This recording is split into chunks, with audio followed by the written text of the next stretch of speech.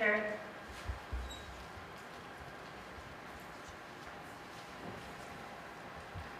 I'd like to focus on the budget itself. I'd like to see the 2017 budget adjusted to be much closer to what it actually was, that is, what we actually spent in 2016. I think this can be accomplished fairly easily. First, I'd like to see reform in expenditures related to accumulated sick time. We have $100,000 in the budget for this one item alone. Employees, in my view, shouldn't retire with tens of thousands of dollars or more in sick time that they have tucked away as a bonus when they retire. We have seen at least 2 administrators retire in this fashion, and I think that we need to reform this issue. Secondly, I'd like to stick closer to last year's actuals. I think there are good reasons as to why we need the amount that we budgeted last year, but actually spent much less. And I think we should focus on what we actually spent last year and not what we opined we might spend. Thirdly, I know that in the proposed operating budget, the capital improvements, that line item doubles, but there are no details. I'd like to see specific information provided on what capital projects are being financed in the budget. I'd like to return this amount to last year's level or even less.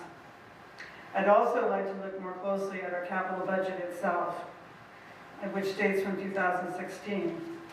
I have many questions about what we spent in 2016 via grants or otherwise, and the status of the projects listed in the budget. These projects, so far as I know, have not been defined, fully analyzed, or discussed with the public. From what I can tell, I am concerned that the capital budget includes small startup amounts for projects that, again, have not been publicly defined or discussed or adopted. Fourth, I'd like to see us enhance our use of renewable energy sources. I know that Bernie Miller has been studying this for a parking garage, and I'm not just sure where that stands, but I'd like to see Princeton become more energy independent, perhaps working with other governmental units. Fifth, I think we could save funds on leaf pickup by encouraging people to mulch their leaves on their own property. Perhaps we could just drop one pickup to accomplish this. Finally, looking at the proposed increase in the budget, it is 0.5% more than the 2016 budget, but it is 9.5% more than what we actually spent in 2016, which is much closer to where I think we should be. We need to help relieve the burden on the many in Princeton who are an essential part of our diversity, and are obviously not people of wealth, but are people of moderate means. We also need to see that the university contributes more, but we all know that's a discussion for the future. I should note that the cost of living adjustment for Social Security and SSI benefits, which affect 65 million Americans, including many in Princeton, increased only 0.3% in 2017, just 0.3%. I also note that there was a $100 million increase in Princeton's tax base from 2016 to 2017, including my home and many others in the Dempsey-Kyler Walnut neighborhood. That's an increase of roughly 1.5% in assessed valuation from 2016 to 2017. I would hope that we will adopt a budget that will not go beyond inflation, meaning that we will not increase our tax rate. Thank you very much, and I'm glad to answer any questions. And as you know, taxes are derived from assessment times rate.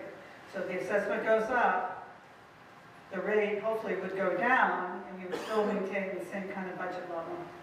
Thank you. Thanks.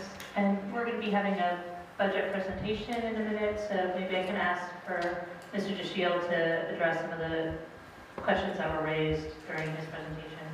Can I just address one quick misconception?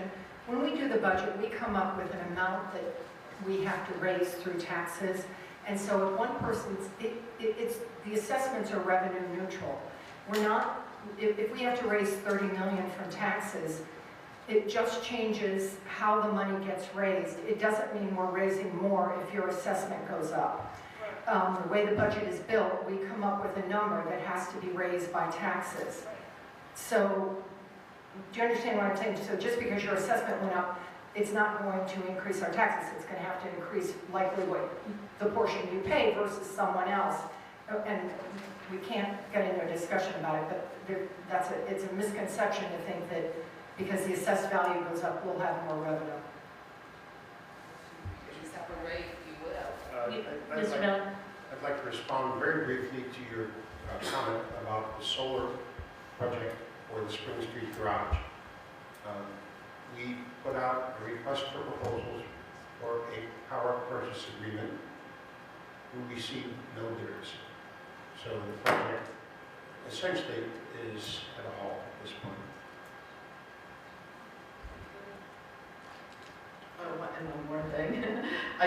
We did discontinue our policy of accumulated sick days, did we not? So I don't think. Actually, I was going to address that issue, but if you'd like me to do it. When you look in the budget, It's for, unfortunately, it is the line item in the budget that it may say accumulated sick leave. That is not accumulated sick leave.